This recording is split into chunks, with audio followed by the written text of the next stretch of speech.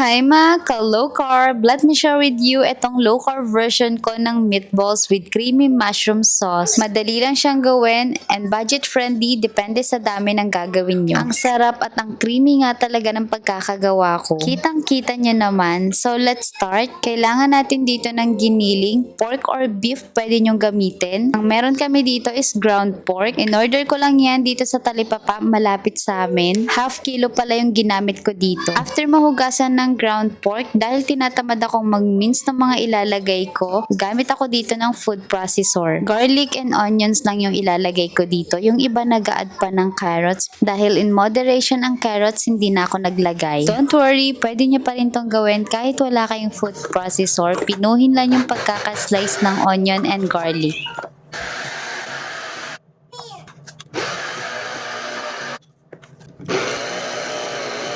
After ma-blend, dipat na natin dito sa lalagyan. And dito na rin tayo maglalagay ng iba pang pampalasa. 1 teaspoon ng Himalayan salt, 1 and a half teaspoon ng Spanish paprika, 1 teaspoon ground black pepper, 1 teaspoon ng garlic powder. Kung 1/4 lang ng giniling yung gagamitin nyo, bawasan nyo na lang yung mga nilagay ko ditong ingredients. Lagay na rin ako dito ng 1 tablespoon ng dried parsley, 1 tablespoon ng coconut aminos, 1 tablespoon ng almond flour, 1 large egg. Kung wala kayong almond flour, pwede nyo naman skip yun. Puform pa rin naman natin siya ng pabilog dahil sa egg. Hirapan nga akong mag-mix dun sa unang lalagyan na nilagay ko, kaya nilipat ko dito sa mixing bowl. I-mix lang natin ng mabuti para well combine lahat ng pampalasa na nilagay natin. After ma-mix, gagamit ako dito ng ice cream scooper. Medium size nga ng ice cream scooper yung ginamit ko dito, kaya lang ang laki at konti lang yung magagawa ko. Kaya naman ginamitan ko na lang siya ng small size na scooper and kita nyo naman yung size niya. Sakto na lang siya. And hindi na siya malaki masyado. Ito nga yung unang batch na nagawa ko. Isasalang muna natin ito. Nag-try nga ako magluto dyan kanina para matikman kung okay na yung lasa ng ginawa kong meatballs. Kaya makikita nyo sa pan, may part na sunog. So ayan, naisalang ko na itong unang batch na nagawa ko. Naka-low heat lang din pala ito. Habang inaantay kong maluto yan, ginawa ko na rin dito yung ibang meatballs. Make sure lang din pala na medyo maraming mantika yung ilalagay nyo para medyo lubog yung meatballs at maluto sila ng pantay. 23 pieces nga pala yung nagawa kong meatballs dyan. Kaya lang habang niluluto ko yan, pinapapak na nga ni Empress yan. Nasarapan daw kasi siya kaya naparami yung kain niya. Hindi ko pa nga siya sinaway, mas mapaparami pa nga yung kain niya. Coconut oil pala yung ginamit kong pang prito dito ha. After ko ma-fry lahat ng meatballs, nag-add ako ng coconut oil dahil konti na lang yung butter namin. Pero much better kung butter lang yung ilalagay nyo kasi mas masarap siya. Gisa lang ako ng onions hanggang sa lumabas yung aroma niya. In-add ko na rin itong mushroom. Canned mushroom yung ginamit ko dito. Nisa ko lang yun ng 3 minutes and after 3 minutes nilagay ko tong all-purpose cream. Di ko pala na-videohan. Lagay na rin natin dito yung other pampalasa, salt and pepper. Para medyo mag-brown yung mushroom sauce na gagawin natin, mag-add ako dito ng coconut aminos. Then 1 teaspoon ng premium soy sauce. Lutuin lang natin to ng 5 minutes. And nag-add pala ako dito ng dried parsley. Pwede naman kayong gumamit ng any other herbs kung ano lang available sa inyo. Add lang kayo ng coconut aminos hanggang sa makuha nyo yung desired na color ng mushroom sauce nyo.